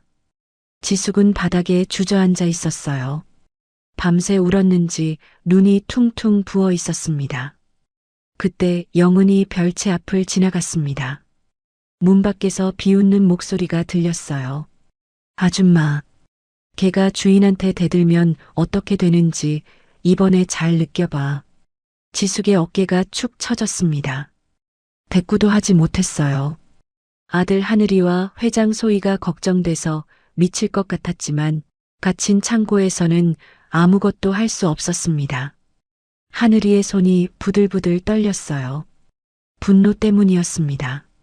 하지만 지금은 감정을 누르고 해야 할 일을 해야 했어요. 창고 도어락 원격으로 열 수 있어요. 하늘이가 중얼거리며 화면을 두드렸습니다. 타다닥, 타다닥. 작은 화면 위로 코드가 흘러갔어요. 잠시 후 화면 속 별채의 창고 문에서 찰칵 소리가 났습니다. 전자 도어락이 해제된 것이었어요. 지숙이 놀라서 고개를 들었습니다. 조심스럽게 문을 밀어보았어요. 문이 열렸습니다. 하늘이가 재빨리 문자를 보냈어요. 엄마, 나야 하늘이. 문 열었어. 회장님이랑 같이 있어. 집에서 노트북 챙겨서 이 주소로 와. 택시 타고. 빨리. 그리고 창고에 주소를 적어 보냈습니다. 화면 속에서 지숙이 문자를 확인하고 눈물을 흘리는 게 보였어요. 아들이 살아있다는 것, 회장도 무사하다는 것에 안도하는 것 같았습니다. 지숙은 재빨리 움직였어요. 별채에서 하늘이의 노트북을 챙기고 주변을 살피며 저택을 빠져나갔습니다. 다행히 영우는 본체에 있었어요. 엄마가 오고 있어요. 하늘이가 소희에게 말했습니다. 노트북이 오면 본격적으로 시작할 수 있어요. 소희는 고개를 끄덕였어요. 아직 완전히 회복되지는 않았지만 눈빛만큼은 또렷해져 있었습니다. 1시간쯤 지났을까요? 창고 밖에서 발소리가 들렸습니다. 하늘이가 긴장하며 문 쪽을 바라보았어요. 하늘아, 하늘아, 여기니? 엄마의 목소리였습니다. 엄마. 하늘이가 문을 열었어요. 지숙이 헐레벌떡 뛰어들어왔습니다. 그리고 아들을 와락 끌어안았어요. 하늘아, 괜찮아? 다친 데 없어? 나 괜찮아, 엄마. 엄마는? 나도 괜찮아. 너만 무사하면. 지숙의 눈에서 눈물이 쏟아졌습니다. 밤새 얼마나 걱정했을까요? 아들이 폭풍우 속으로 뛰어나간 뒤 아무 연락도 없었으니까요. 지숙이 고개를 돌려 소파에 앉아 있는 소희를 보았습니다. 그리고 달려가 소희 앞에 무릎을 꿇었어요. 회장님, 살아계셨군요. 지숙은 소희의 손을 잡고 오열했습니다. 죄송합니다, 회장님. 제가 죄인입니다. 제가 막지 못해서. 소희가 지숙의 손을 꼭 잡았어요. 지숙아, 내가 무슨 죄냐? 오히려 너희 모자가 고생을 했구나. 소희의 눈에도 눈물이 고였습니다. 내 아들이 나를 살렸다. 하늘이가 아니었으면 나는 그 빗속에서 죽었을 거야. 지숙이 하늘이를 돌아보았어요. 아들이 회장을 구했다는 말에 믿기지 않는다는 표정이었습니다. 하늘아, 내가. 엄마, 지금 그거 얘기할 때 아니야. 노트북 가져왔어? 하늘이가 손을 내밀었습니다. 지숙이 품에서 노트북을 꺼내 건넸어요. 하늘이는 노트북을 받아들고 낡은 소파 앞바닥에 앉았습니다. 전원을 켜자 화면에 불이 들어왔어요. 타다다닥, 타다다닥. 키보드 소리가 창고 안에 울려 퍼졌습니다. 하늘이의 손가락이 자판 위를 춤추듯 움직였어요. 아이의 손놀림이라고는 믿기 어려울 만큼 빠르고 정확했습니다. 먼저 사장님 폰부터 털어볼게요. 하늘이가 말했습니다. 잠시 후 하늘이가 엔터키를 3개 눌렀어요. 들어갔어요. 화면에 민석의 은행 거래 내역이 쏟아졌습니다. 출금, 출금, 출금. 큰 금액들이 계속해서 빠져나가고 있었어요. 이게 뭐니? 소희가 물었습니다. 도박 사이트로 송금한 내역이에요. 지난 6개월 동안 50억이 넘게 빠졌어요. 회사 공금이에요. 횡령이에요. 소희의 얼굴이 창백해졌습니다. 자신이 평생 일궈온 회사의 돈을 아들이 도박으로 날리고 있었던 겁니다. 하늘이가 다음 파일을 열었어요. 이건 사장님이 사모님한테 보낸 문자예요. 화면에 문자 메시지가 떴습니다. 여보, 엄마 처리했어? 빨리 해. 다음 주까지 돈 안 갚으면 난 끝이야. 소희의 손이 부들부들 떨렸어요. 처리했어? 자식이 어머니를 두고 쓰레기 버리듯 처리라는 말을 썼습니다. 다음은 사모님 거예요. 하늘이가 화면을 전환했습니다. 영은의 클라우드에 저장된 파일들이었어요. 이건 회장님 사망신고 준비 서류예요. 회장님이 살아계신데 미리 만들어둔 거예요. 소희는 말을 잃었습니다. 그리고 스위스 비밀 계좌도 있어요. 사모님이 회사 비자금을 빼돌린 거예요. 하늘이가 또 다른 파일을 열었습니다. 그런데 제일 중요한 건 이거예요. 동영상 파일 하나가 재생됐습니다. 영은의 차량 블랙박스 영상이었어요. 영은이 누군가와 통화를 하고 있었습니다. 자기야, 드디어 노인네 처리했어. 응, 어젯밤에. 이제 회사도 돈도 다 우리 거야. 소희의 눈이 휘둥그레졌어요. 자기야? 며느리가 아들이 아닌 다른 누군가를 자기야라고 부르고 있었습니다. 사모님 내연남인 것 같아요. 하늘이가 조용히 말했습니다. 블랙박스에 통화 내역이 여러 개 저장되어 있었어요. 다 같은 사람이에요. 지숙은 입을 손으로 막았어요. 영은에게 내연남이 있었다니. 그리고 그 내연남과 시어머니를 죽이려는 계획을 세웠다니. 더 있어요. 하늘이가 저택 CCTV 영상을 틀었습니다. 영은이 약통에 알약을 바꿔치기 하는 장면이 고화질로 찍혀 있었어요. 미국에서 몰래 들여온 약이야. 그걸 먹은 뒤로 사람이 완전히 달라져. 영은의 목소리가 스피커에서 흘러나왔습니다. 요양원 보내기 딱 좋지. 민석의 웃음소리가 뒤따랐어요. 소희는 더 이상 참지 못하고 눈물을 흘렸습니다. 자식과 며느리가 자신을 죽이려 했어요. 그것도 서서히, 천천히 치매 환자로 만들어서요. 이 정도면 충분해요. 하늘이가 말했습니다. 횡령, 약물 투여, 살인 미수, 내연관계까지. 이것만 있으면 저 사람들 감옥 보내기 충분해요. 지숙이 아들을 바라보았습니다. 자신의 아들이 이 모든 것을 해냈어요. 믿기지 않았습니다. 하늘아, 너 이런 걸 언제? 회장님이 사주신 노트북으로 공부했어요. 하늘이가 웃었습니다. 저 같은 애가 공부할 수 있는 건 컴퓨터밖에 없었거든요. 학원 갈 돈도 없고 책 살 돈도 없고 인터넷에서 무료로 배울 수 있는 건 코딩이랑 컴퓨터 보안이었어요. 가난이 이 아이를 컴퓨터 천재로 만들었습니다. 소희가 하늘이의 손을 잡았어요. 하늘아, 정말 고맙다. 하늘이가 환하게 웃었습니다. 아직 끝난 거 아니에요. 진짜 싸움은 이제부터거든요. 세 사람이 모였습니다. 이제 본격적인 반격이 시작될 것이었어요. 그 시각 대성그룹 저택에서는 전혀 다른 일이 벌어지고 있었습니다. 영은은 거실 소파에 앉아 거짓 눈물을 짜내고 있었어요. 손에는 휴지가 구겨져 있었고 얼굴에는 슬픔을 가장한 표정이 덧씌워져 있었습니다. 그 앞에는 경찰 2명이 서 있었어요. 어머님이 치매가 심해지셔서 흑흑 어젯밤에 갑자기 집을 나가셨어요. 영은의 목소리는 떨리고 있었습니다. 누가 봐도 시어머니를 걱정하는 효부의 모습이었어요. 폭우가 쏟아지는데 잠옷바람으로 나가셨다고요? 경찰이 물었습니다. 네, 요즘 워낙 정신이 오락가락하셔서 저희가 아무리 말려도 안 되더라고요. 치매 환자들이 원래 그렇다면서요? 영은은 눈물을 훔치며 말을 이었어요. 제발 빨리 찾아주세요.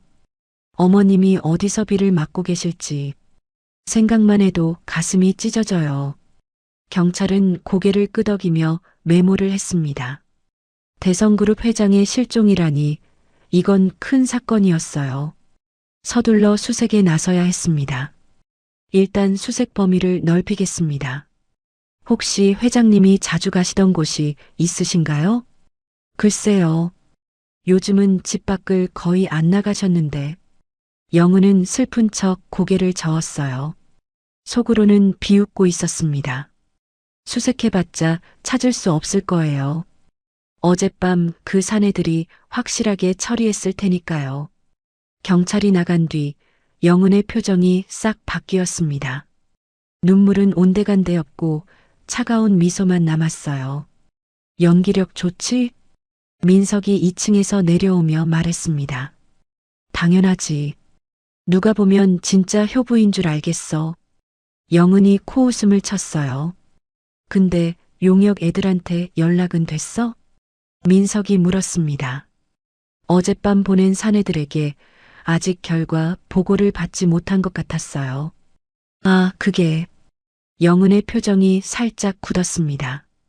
아침에 전화했는데 안 받더라고. 좀 이따가 다시 해볼게. 확실하게 처리한 거 맞겠지? 당연하지. 그 양반들 프로야. 걱정 마. 영은은 자신있게 말했지만 속으로는 조금 불안했어요. 왜 연락이 안 되는 걸까요? 하지만 그 생각은 곧 사라졌습니다. 설마 무슨 일이 있겠어요. 그 어두운 빛 속에서 노인네 하나 처리하는 게 뭐가 어렵겠어요. 자, 이제 다음 단계로 넘어가자. 영은이 일어서며 말했습니다. 뭔데? 내일 주주총회잖아. 거기서 당신이 회장직에 올라야 해. 민석의 눈이 반짝였어요. 아, 맞다. 긴급 이사회 소집해야겠네. 이미 해뒀어. 오후 3시에 모인대. 영은은 척척 일을 진행하고 있었습니다. 시어머니가 실종된 지 하루도 안 됐는데 벌써 회사를 빼앗을 준비를 하고 있는 거예요. 그날 오후 대성그룹 본사 회의실, 이사들이 긴급 소집되었습니다. 모두들 심각한 표정이었어요. 회장이 실종됐다는 소식에 회사가 발칵 뒤집혔거든요. 현재 회장님의 행방은 확인되지 않고 있습니다. 영은이 앞에 나서서 말했어요. 눈가에는 또 거짓 눈물이 맺혀 있었습니다. 경찰에서 수색 중이지만 워낙 치매가 심하셨던 터라 최악의 상황도 염두에 두어야 할 것 같습니다. 이사들 사이에서 술렁임이 일었어요. 최악의 상황이라니 그게 무슨 말인지 모르는 사람은 없었습니다. 회사의 경영 공백이 길어지면 안 됩니다. 당분간 최민석 사장이 회장 직무대행을 맡는 게 어떨까요? 영은의 말에 몇몇 이사가 고개를 끄덕였어요. 하지만 반대 의견도 있었습니다. 아직 회장님이 돌아가신 게 아닌데 너무 성급한 거 아닙니까? 한 이사가 말했어요. 오랫동안 회장을 보좌해온 원로 이사였습니다. 물론 회장님이 무사히 돌아오시길 바랍니다. 하지만 만약을 대비해야 하지 않겠습니까? 주가가 폭락하면 그 피해는 고스란히 주주들에게 돌아갑니다. 영은이 침착하게 대응했어요. 논리적이고 합리적인 척하면서 자기 뜻을 관철시키고 있었습니다. 결국 이사회는 민석을 임시회장 직무대행으로 선임하기로 결정했어요. 그리고 내일 주주총회에서 정식으로 추임받기로 했습니다. 회의가 끝나고 영은과 민석은 차 안에서 샴페인을 터뜨렸어요. 드디어 우리 세상이야. 민석이 환호했습니다. 아직 일러. 내일 주주총회 끝나야 진짜야. 영은이 말했지만 입가에는 미소가 번져 있었어요. 언론에도 기사가 쏟아지기 시작했습니다. 대성그룹 윤소의 회장 실종, 경영 공백 우려, 치매 앓던 윤 회장, 폭우 속 행방불명, 대성그룹 내일 긴급 주주총회 개최 예정. 기사마다 회장의 치매를 강조하고 있었어요. 누가 흘린 정보인지는 뻔했습니다. 영은이 기자들에게 미리 귀띔을 해둔 것이었어요. 그 시각 버려진 지하 창고. 하늘이가 스마트폰으로 뉴스를 확인하고 있었습니다. 화면에 소희의 실종 기사가 떠 있었어요. 회장님, 이거 보세요. 하늘이가 화면을 보여주었습니다. 소희의 얼굴이 굳어졌어요. 치매라니. 내가 치매 환자라니. 소희의 목소리가 떨렸습니다. 분노 때문이었어요. 자신을 죽이려 한 것도 모자라 이제는 미친 노인네 취급을 하고 있었습니다. 내일 주주총회에서 사장님이 회장 자리에 오른다고 하네요. 하늘이가 말했어요. 그래, 그렇게는 안 되지. 소희의 눈빛이 달라졌습니다. 체념하고 무너졌던 모습은 사라지고 예전의 날카로운 눈빛이 돌아오고 있었어요. 하늘아, 주주총회가 언제라고? 내일 오후 2시요. 대성그룹 본사 대강당에서 열린대요. 하늘이가 대답했습니다. 그리고 전국으로 생중계된대요. 투명 경영 보여주겠다고. 소희는 잠시 생각에 잠겼어요. 그리고 천천히 입을 열었습니다. 생중계? 네. 유튜브랑 공식 홈페이지에서 실시간으로 볼 수 있대요. 소희의 입가에 희미한 미소가 떠올랐습니다. 하늘아, 그 증거들 있지? 경찰에 바로 넘길 수 있어? 네, 언제든지요. 근데 왜요? 경찰에 바로 넘기면 저것들이 빠져나갈 구멍을 찾을 거야. 좋은 변호사 붙이고 증거 인멸하고. 소희가 말했어요. 하지만 주주총회에서 전국 생중계로 터뜨리면 저것들이 꼼짝 못해. 하늘이의 눈이 반짝였습니다. 소희의 말이 무슨 뜻인지 이해한 거예요. 그러니까 내일 주주총회장에서 모든 걸 공개하자는 거죠? 그래.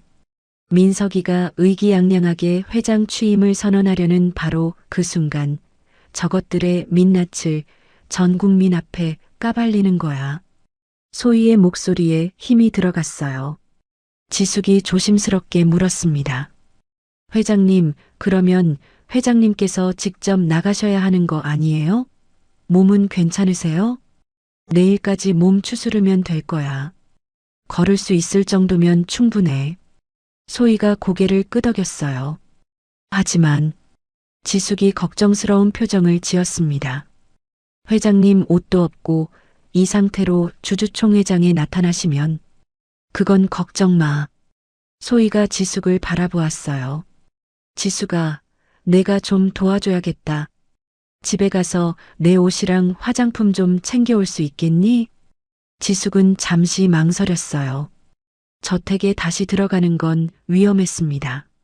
하지만 소희를 위해서라면 해야 했어요. 네, 회장님. 제가 다녀올게요. 지숙이 고개를 끄덕였습니다. 조심해야 해. 영은이한테 들키면 안 돼. 걱정 마세요. 제가 그 집 구석구석을 얼마나 잘 아는데요. 지숙이 씩씩하게 대답했어요. 오랜 시간 그 집에서 일했으니 어느 시간에 누가 어디 있는지 손바닥 보듯 알고 있었습니다.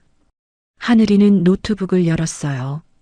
저는 내일 발표할 자료 준비할게요. 동영상이랑 음성 파일, 문서들 다 편집해서 하나로 묶어 놓을게요. 소희가 하늘이의 어깨를 토닥였습니다. 고맙다, 하늘아. 내가 아니었으면 이런 기회조차 없었을 거야. 세 사람은 서로를 바라보았어요. 피 한 방울 섞이지 않았지만 지금 이 순간만큼은 진짜 가족 같았습니다. 자, 우리 손 한번 잡아보자.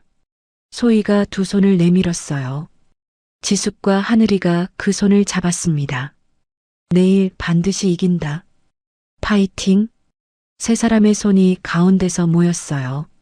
밖에서는 해가 지고 있었습니다. 오늘 하루가 저물고 운명의 내일이 다가오고 있었어요. 결전의 날이 밝아오고 있었습니다. 운명의 날이 밝았습니다. 대성그룹 본사 대강당은 아침부터 분주했어요.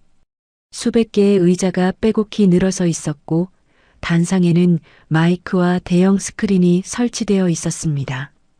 강당 뒤편에는 방송 카메라들이 줄지어 서 있었어요. 오늘 주주총회는 전국으로 생중계될 예정이었거든요. 오후 1시가 되자 사람들이 하나둘 모여들기 시작했습니다. 주주들, 이사들, 그리고 수십 명의 기자들이 강당을 가득 채웠어요. 모두의 관심사는 하나였습니다. 실종된 회장의 행방, 그리고 새로운 회장이 될 사람이 누구인가. 오후 2시 주주총회가 시작됐습니다. 단상 위로 민석이 올라갔어요. 검은 정장에 빨간 넥타이를 맨 모습이었습니다. 얼굴에는 슬픔을 가장한 표정이 씌워져 있었지만 눈빛은 감추지 못한 흥분으로 반짝이고 있었어요. 민석이 마이크 앞에 섰습니다. 존경하는 주주 여러분, 그리고 대성그룹을 사랑해 주시는 국민 여러분. 목소리가 강당 전체에 울려 퍼졌어요. 먼저 저희 어머니 윤소혜 회장님의 안타까운 소식을 전해드리게 되어 가슴이 무겁습니다. 민석은 잠시 말을 멈추고 눈가를 훔치는 신용을 했어요. 아시다시피 어머니께서는 최근 치매 증세가 심해지셨습니다. 저희 가족은 최선을 다해 모셨지만 그날 밤 갑자기 집을 나가셨고 아직까지 행방을 찾지 못하고 있습니다. 강당 안이 술렁거렸어요. 기자들의 카메라 플래시가 번쩍거렸습니다. 저희는 어머니가 무사히 돌아오시길 간절히 바라고 있습니다. 하지만 회사의 경영 공백을 더 이상 방치할 수는 없습니다. 민석의 목소리가 힘을 얻었어요. 그래서 오늘 저 최민석이 대성그룹의 새로운 회장으로서 바로 그 순간이었습니다. 강당의 조명이 갑자기 꺼졌어요. 뭐야? 정전이야? 웅성거리는 소리가 터져 나왔습니다. 어둠 속에서 사람들이 당황하며 주변을 두리번거렸어요. 그때 대형 스크린에 불이 들어왔습니다. 화면에 노이즈가 발생하더니 영상이 재생되기 시작했어요. 누군가 시스템을 해킹한 것이었습니다. 화면에 나타난 것은 저택 주방의 CCTV 영상이었어요. 영은이 약통을 열고 알약을 바꿔치기 하는 모습이 고화질로 잡혀 있었습니다. 강당 안이 순간 얼어붙었어요. 영상 속 영은의 목소리가 스피커를 통해 울려 퍼졌습니다. 미국에서 몰래 들여온 약이야. 그걸 먹은 뒤로 사람이 완전히 달라져. 민석의 목소리가 뒤따랐어요. 요양원 보내기 딱 좋겠네. 두 사람의 웃음소리가 강당을 가득 채웠습니다. 객석에서 비명에 가까운 탄식이 터져 나왔어요. 세상에, 저게 뭐야? 화면이 바뀌었습니다. 이번에는 어두운 공터의 영상이었어요. 폭우가 쏟아지는 밤, 영은이 시어머니를 길바닥에 내려놓는 모습이 찍혀 있었습니다. 영은이 시어머니의 귓가에 대고 속삭이는 소리가 들렸어요. 어머님, 여기서 숨바꼭질하는 거예요. 백만 세고 계세요. 강당 안에서 누군가 울음을 터뜨렸습니다. 화면이 또 바뀌었어요. 블랙박스 영상이었습니다. 영은이 누군가와 통화하는 목소리가 흘러나왔어요. 자기야, 드디어 노인네 처리했어. 응, 어젯밤에. 이제 회사도 돈도 다 우리 거야. 강당이 아수라장이 됐습니다. 기자들은 미친 듯이 카메라 셔터를 눌렀고 주주들은 믿을 수 없다는 표정으로 스크린을 바라보았어요. 단상 위에 민석은 사색이 되어 있었습니다. 저거 꺼, 당장 꺼. 민석이 고함을 질렀어요. 하지만 아무도 그의 말을 듣지 않았습니다. 영상은 계속 재생되고 있었어요. 화면에 민석의 은행 거래 내역이 떴습니다. 도박 사이트로 송금한 기록, 회사 공금 횡령 내역이 하나하나 공개됐어요. 저건 조작이야. 누가 꾸며낸 거라고.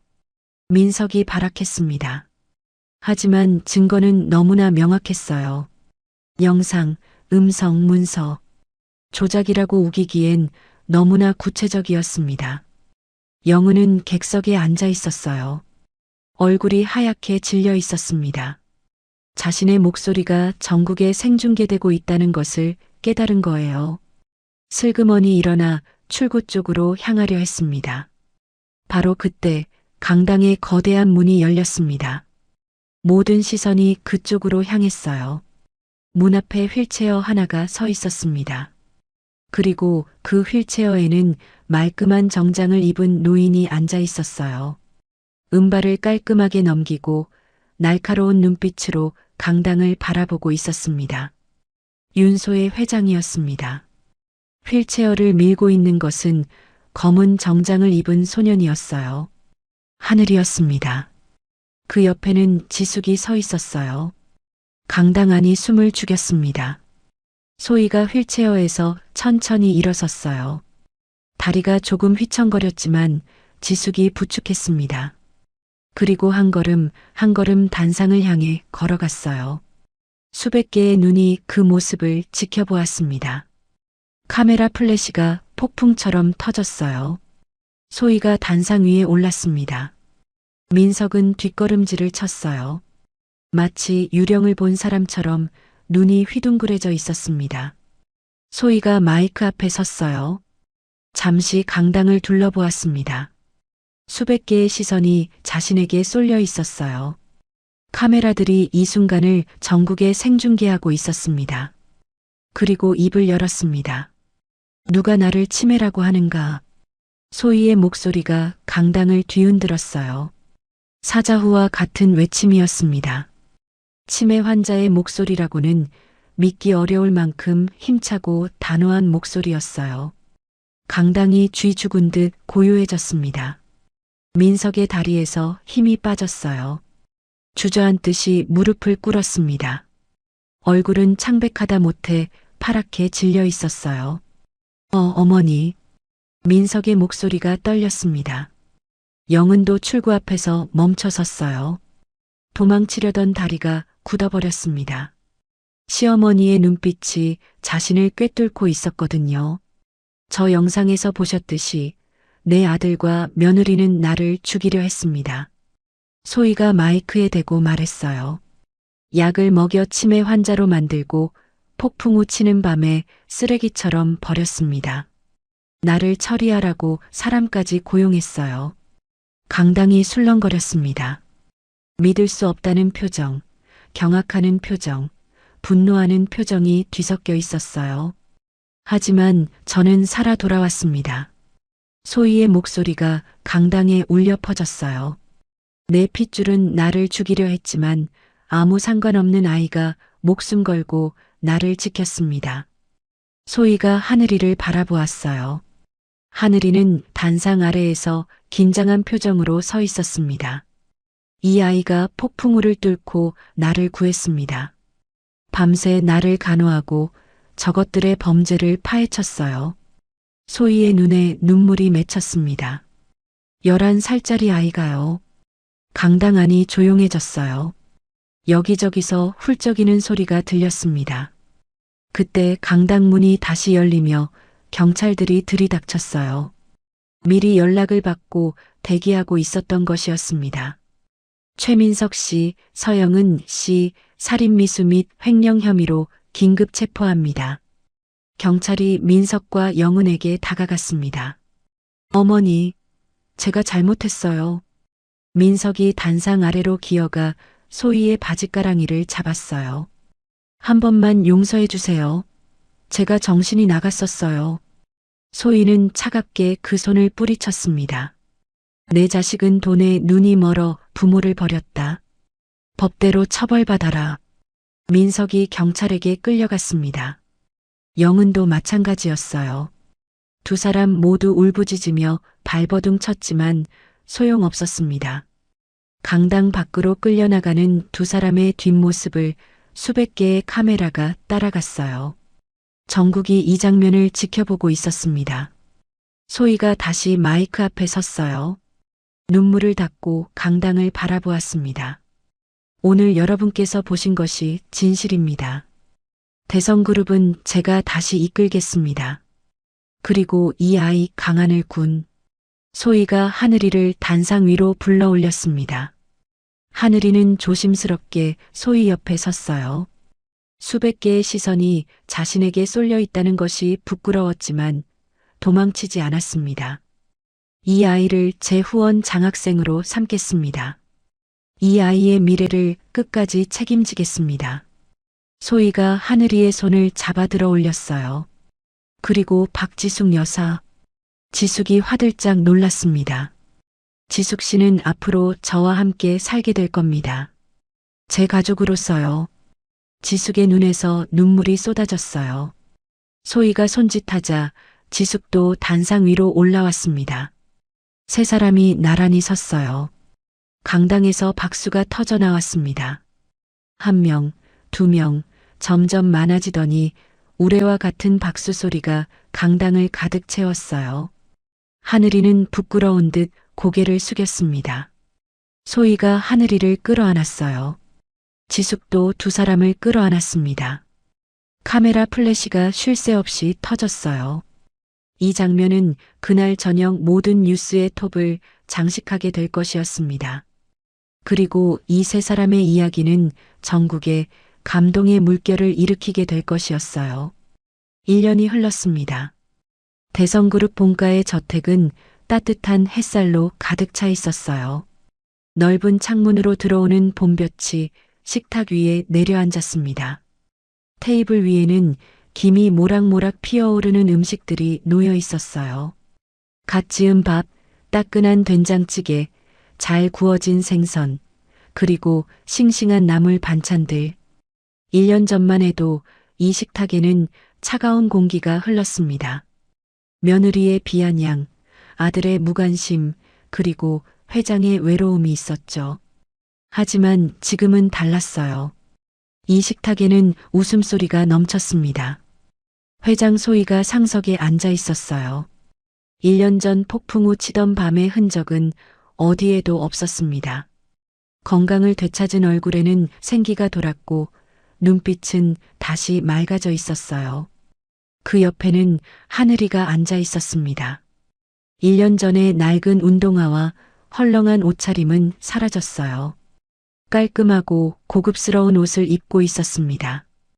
이제 12살이 된 하늘이는 키도 부쩍 자라 있었어요.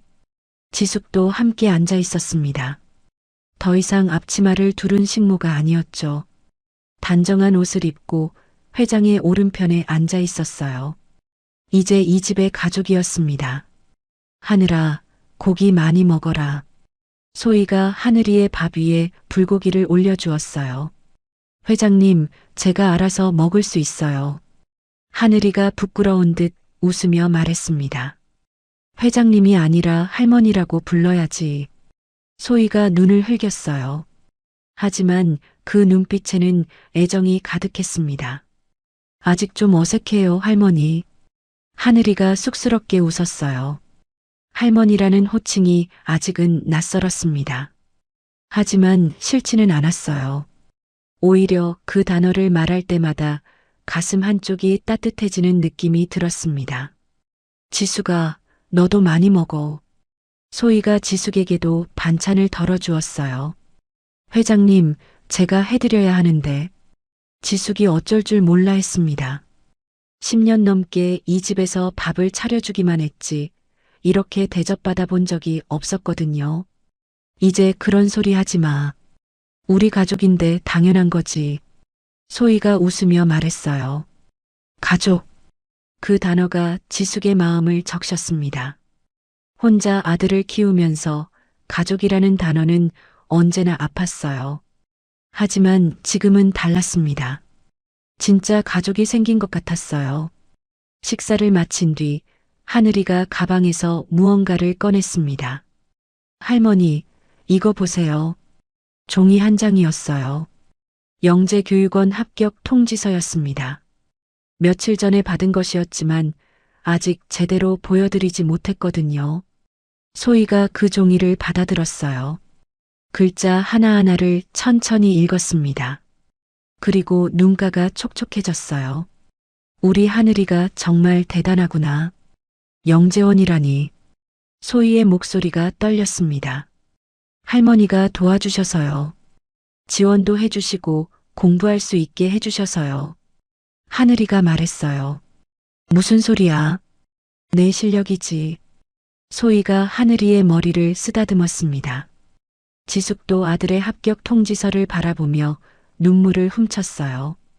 1년 전만 해도 상상할 수 없는 일이었습니다. 식모의 아들이 영재교육원에 합격하다니요.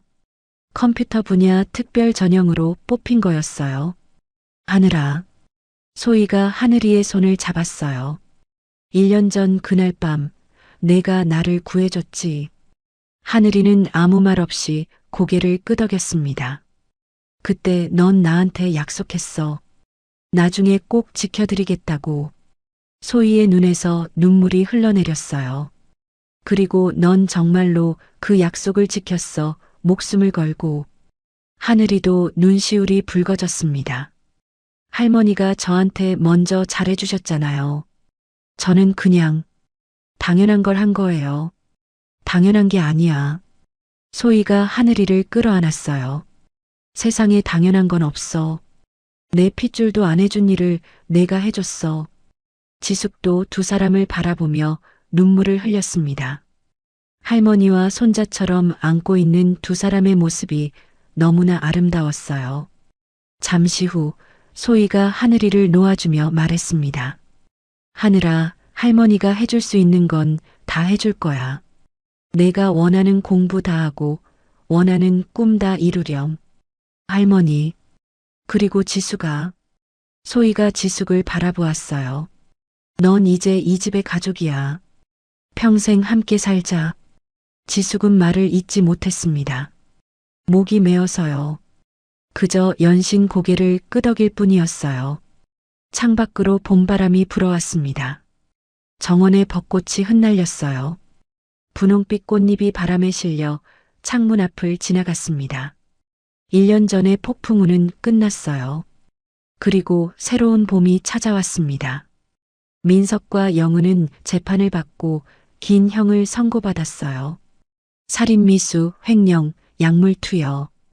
죄목이 한두 가지가 아니었습니다. 두 사람은 이제 차가운 감옥에서 자신들의 죄를 되새기고 있을 거예요. 하지만 소희는 더 이상 그들을 생각하지 않았습니다. 미워하지도 원망하지도 않았어요.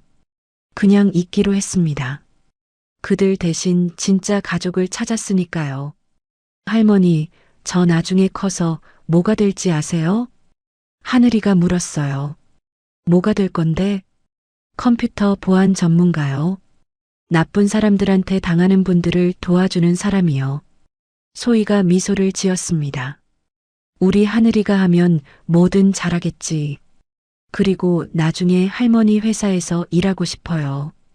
대성그룹 보안팀에요. 하늘이의 눈이 반짝였어요. 그때까지 할머니가 기다리고 있을게. 소희가 하늘이의 손을 꼭 잡았습니다. 지숙이 두 사람을 바라보며 생각했어요. 1년 전 폭풍우 치던 그날 밤 아들이 어둠 속으로 뛰어나갔을 때 얼마나 무서웠는지. 하지만 그 아이는 해냈어요. 회장을 구하고 악인들을 물리치고 새로운 삶을 얻었습니다. 엄마로서 그저 대견하고 고마울 뿐이었어요.